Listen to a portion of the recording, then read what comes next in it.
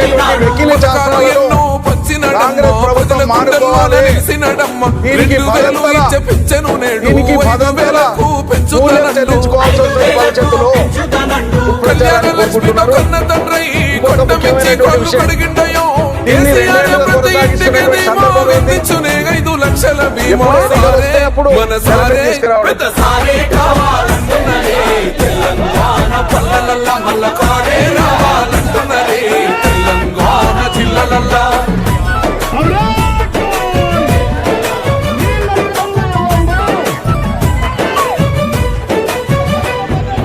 ఆత్మహత్యలతో అల్లాడే రైతుకు ఆత్మస్థైర్యమే ఇచ్చినడమ్మ.